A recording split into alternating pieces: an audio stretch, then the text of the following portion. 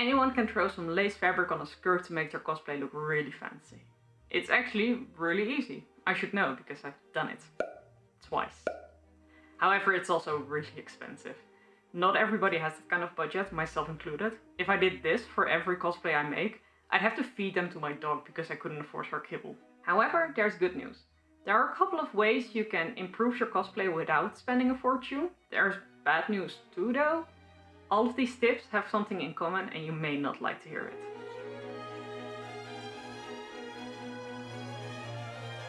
Hello and welcome, my name is Daphne, I'm a cosplayer. I've done this for about 8 years now, and throughout the years I've learned a couple of tricks, learned a lot of hard lessons. So today we're going to go over some things. I'll show you my mistakes so you don't make them, and hopefully at the end of the video you'll have an idea of how to improve your cosplays. The first tip I have for you is very cliche and you've probably heard it 100 times, but make mock-ups. I know, you don't want to. I don't want to either. Nobody wants to. But it's really important. I know for a lot of people mock-ups feel like a waste of fabric, and I totally get you.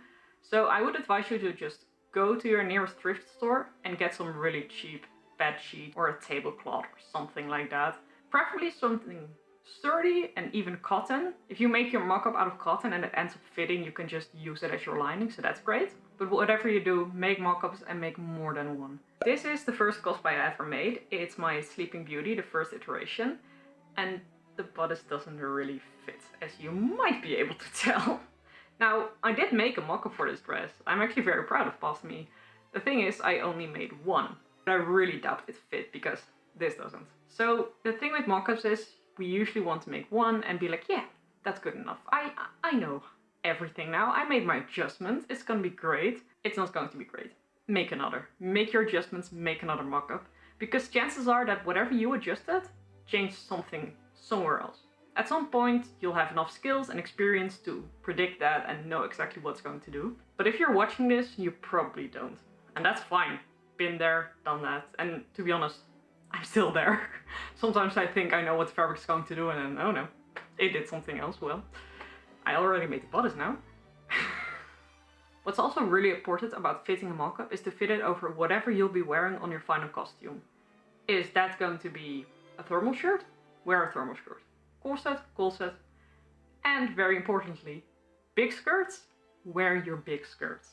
This is my first aerial dress that I made, and I never tried the mock-up on over top of the skirt I was going to wear with it. And especially with a big hoop skirt like that, that's kind of important.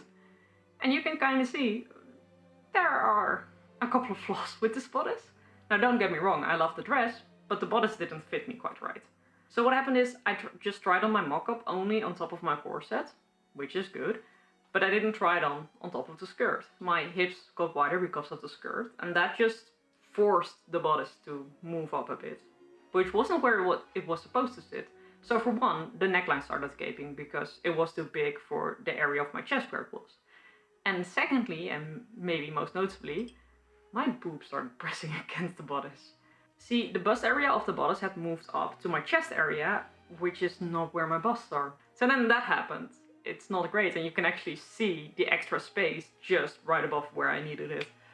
So yeah, make your mock-ups, make more than one, and fit them correctly.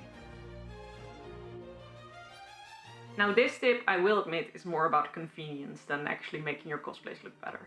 But if you learn how to adjust one pattern to make another one, it's just going to make your life so much easier.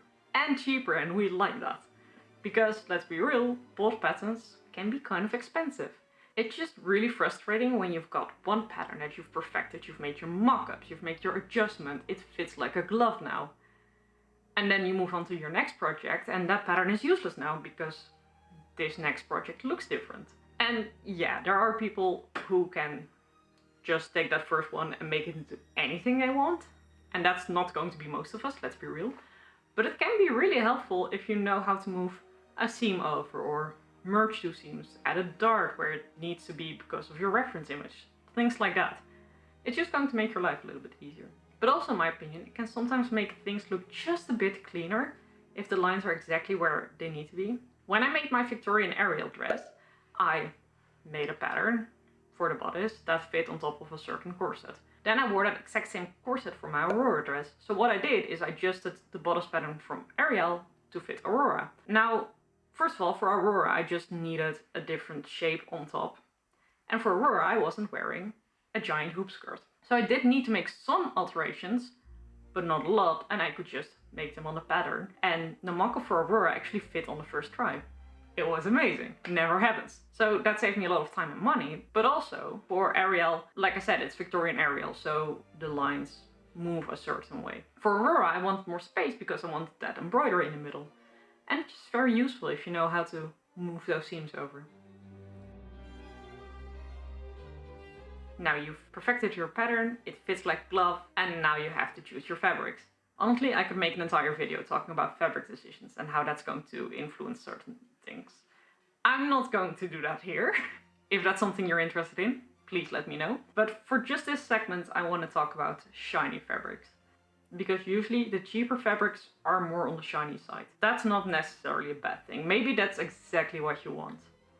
But it can make your costume look really cheap really quickly. These are the first two dresses I ever made. Aurora and Snow White. We used very cheap velvets for both these bodices. That's totally fine. But one of these velvets looks a little bit better than the other. To be honest, it also costs a little bit more. But trust me, it wasn't a fancy velvet. It's just because one of them looks shinier than the other. And this is a trap I think a lot of new cosplayers fall into. And again, been there, done that. But we all know the really cheap shiny satin that you can buy for like a couple of euros a yard. It does look really cheap. And to be completely honest, it's a nightmare to sew with. Why would you do that to yourself? Because it's cheap, I know, but... And maybe that's the kind of fabric you can afford. I'm not here to judge you. I'm just happy you're getting into sewing. So what I would advise if you do have to or want to use this fabric is use something to diffuse it. That's what we did with Snow White and Aurora. Those skirts are made from the cheapest of cheap satin. However, we put 2 layers of, again, really cheap organza on top of those. Now, organza is also a nightmare to work with, so I really gave myself a task here. But it did diffuse the shininess of the skirts. And I actually used this Aurora skirt for my second version, because it just looked fine. But if you can, I would try to search for some more matte fabrics. And I'm not saying stay away from the shiny fabrics. I love shiny fabrics too. But there is such a thing as too shiny. And if you want to check that, you can actually use the flashlight on your phone. That's going to tell you if this thing will hurt your eyes in the sun. If it does, maybe opt for something else. Seams are what quite literally hold together your garments, and let's be real, we all rush over them. And I know, I've been there. I also just want to get my bodice together or my skirt together, just, you know, get it done. However, it is worth doing your seams properly. So that means, first of all, basting them. Basting is just going to ensure that your fabrics won't move, won't slide around, and this will prevent puckering and wrinkles. Once you've sewn your seams, you're going to want to clip your curves. This is going to prevent excess seam allowance from bulking up and tighter seam allowance from warping the visible fabric. Once you've done that, iron your seams. You've heard this 1,000 times. I heard it 1,000 times before I started doing it, and it does actually make a really big difference. Everything just looks that much nicer. And this is especially true, in my opinion, on hems. Hems can look very baggy very quickly. And if you iron them, they're just going to look so flat and crisp and nice. And I'm not going to lie with you. Someone standing like 5 meters away is probably not going to notice whether or not you pressed your seams. But someone looking a bit more closely, especially if we're talking about photography, you're going to notice. So press your seams, even if you don't want to. Now you're probably thinking, I'm not making a corset, I don't have to use boning. And well, technically speaking, that's true. I would advise you to use boning on anything that's structured or tight fitting. That's just because boning is going to create vertical tension, and that's going to keep everything laying nice and smooth. Now, I also know boning can be quite expensive. I personally use synthetic whalebone and I love it and would highly recommend it, but that's not within everyone's budget. But you can use zip ties. I personally wouldn't recommend using zip ties in a corset, but again, if that's what you can afford, then by all means go for it. But if you're making a bodice, zip ties are fine. It is literally just there to provide some extra structure and tension to prevent your garment from collapsing in on itself. If you want to cut costs even further, technically speaking, you only have to add boning to the waist section. And if you're still not convinced, look at my Tatiana cosplay. Now you have to keep in mind that the lining of the bodice was a very stiff canvas, and there is lace all over the seams that are going to provide some extra support. And it's still wrinkling and sagging around the waist, and around the shoulders too, to be honest. I didn't use boning in this. I even wore a corset under this, and that's why I thought I wouldn't need boning. And I never made that mistake again. Look in comparison to my Victorian area that we talked about just now. You can see how nice and smooth that bodice is. Again, I'm wearing a corset underneath, but I also put boning in the seams, and it just looks so nice. It's so nice and smooth, and I never would have gotten there without boning. You're almost done with the foundation layer or the basis of your costume, and then comes the afterthought of, right, how am I going to close this? Now I will admit, closures aren't a huge deal. They're usually in the back, and you usually don't get pictures of the bag. As they say, what's in the bag is not my problem. However, I like pictures of the bag, so it kind of is my problem. And if I'm going to be honest, then a nice looking closure can make your costume look just a little bit more professional, and don't we all want that? A huge part of this is going to be thinking about where am I going to put the closure. Are you just going to be doing a center back closure? That's fine. But for my Renaissance Rapunzel, I actually did side closures because I really want that smooth back. And it looks so nice. I'm really happy with that decision. The other thing is going to be about what type of closure am I going to use. Am I going to do lacing? That's fine. I personally always think it looks kind of fancy. I'm going to use a zipper. It's very easy. It doesn't look necessarily very nice. But then again, you have hidden zippers. Nobody needs to know it's there. Or are you going to go for hooks and eyes? Or use a combination of those three. But thinking about it might be worth your while. See, this is my Little Red Riding cosplay, and I made it within a week. I was crunching really, really badly. And for the closure I did buy a zipper, but it wasn't long enough and some things happened during construction. So I ended up just using a hook and eye closure, and it worked fine. And because it was a side closure, you're usually not going to see it. But if you do see it, then, well, you can see the white of my shirt peeking through, which is not ideal. I really should have used the zipper there. Just something to think about, but if you want to keep it easy, then keep it easy. It's all fine. Now, this tip might seem a little bit on the nose, but details are actually really important in elevating your cosplay and just taking it to the next level. You can really see it with my sister Cinderella cosplay. So this is version 1. It's great. To be honest, we didn't have a lot of sewing experience when we made it, but you know, it's fine. This is version 2, and you might notice that at the base of it, it's the exact same dress. Yes, I did redo the sleeves, but other than that, the exact same dress. The real difference is in the details.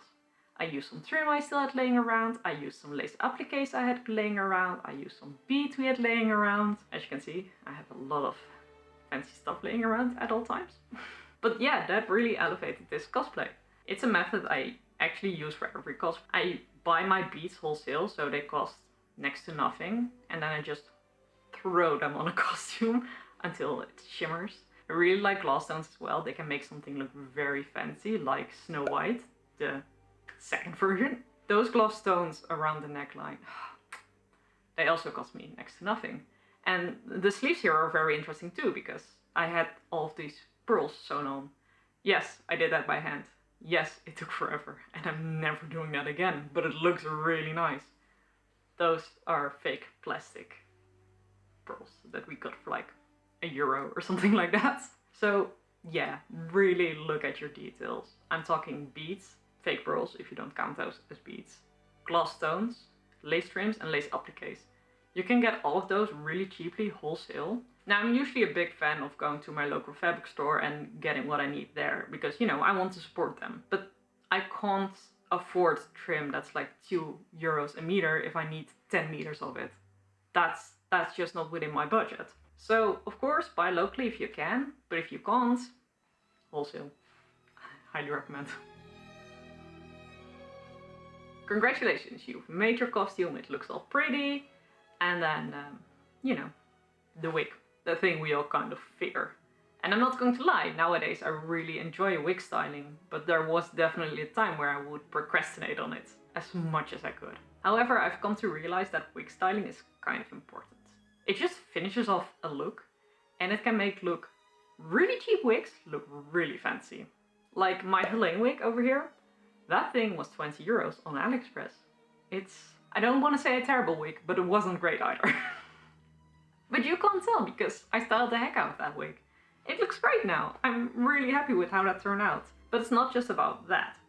In all honesty, a really expensive wig can look really boring if it's unstyled. And maybe minimal styling is just what fits your character. My Ariel and Aurora wigs are barely styled. But then we have Snow White. As a reminder, this was Snow White version 1. And that wig was really cheap, yes, but also completely unstyled. It had these really long bangs and we just clipped them back and called it a day because we were terrified of styling that thing. And then you look at Snow White version 2. Now this is a more expensive wig, it's a lace front, very fancy, but the styling is also a lot more fancy, as you can hopefully tell. And I feel personally that just really adds to the story of the character. This is an original design, so of course you're going to have more creative liberty with it, but this tells more of a story than this. It all depends on what you want, but do try out wig styling. Maybe just buy a really cheap, like 10 euro wig online or something and experiment on that. Just go wild. Or practice on your own hair. You know, not ideal, but it does grow back. Okay, I know this might be a little bit of a controversial topic, so I want to start out with saying you don't have to wear makeup. If you don't want to, don't wear makeup. If you only want to add a little bit of mascara and call it a day, great, you do you. The most important part is having fun. But we are talking about how things look in this video, so I do really want to address the power of makeup, because it can be really important, especially if we're talking about cosplay photography. The thing is, depending on your character, you're going to have big wigs, big dresses, big everything, accessories, bold colors, you name it. And then if you don't wear makeup or wear very minimal makeup, you're going to be washed out. Your face is just going to disappear into your cosplay, which is not ideal. This is again the first version of Aurora and Snow White, and we had barely any makeup on. And, you know, it doesn't look great. Again, it's not terrible. If this is what you like, then go for it. Have fun. But we are washed out, especially by our wigs, and you can really tell with Iris. That black wig against barely any makeup. It also makes her look really red. She wasn't looking that red, but that's just how photography works, sadly. And then me with my dark blue dress underneath. I was barely there. It's even worse when I'm wearing Ariel.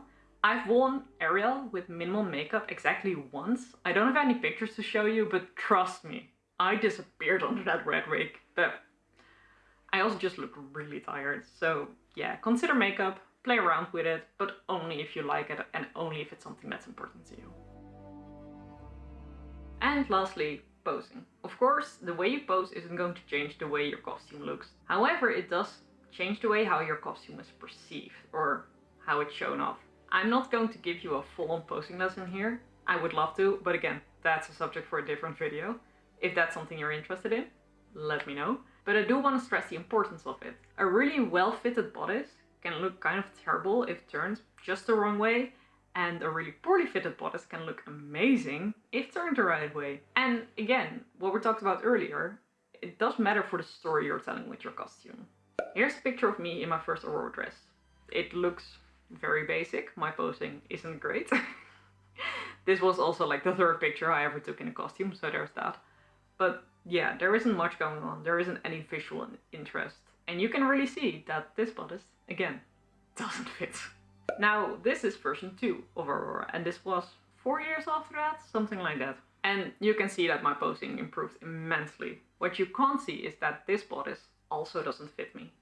It's better than the first one, don't get me wrong, but I had to learn some hard lessons about velvet. Anyway, this bodice doesn't fit me, but you can't tell because the posing is, well, I don't want to say really good, but it's better. It's there. It's also just more interesting to look at, let's be real. And now we have Aurora version 3. Granted, this is an entirely different dress. I made this like 7 years after I made the first one, but you get the idea. It's just more interesting to look at. Even compared to the second version, there is just more going on. There's more story. It's not just someone looking pretty. While when stripped down to the basis, it's the same pose, but it's not. I hope you kind of get what I mean. The sad part about this is that posing, you just have to practice and practice and practice. And it takes a lot of time, which is kind of the point, isn't it? The thing with all of these tips is that they take time. You want to add all of those beads, that's great, but it's going to take forever. It's going to look really pretty, but it's going to take forever. You're going to waste your seams and clip them and iron them. Congratulations, I'm really proud of you. But that also took longer than just running it through the sewing machine. I feel like nowadays with social media especially, we don't feel like we can put actual time in our costumes, which is kind of sad. You don't have to cram out 5 costumes a year. You don't have to cram out 2 cosplays a year.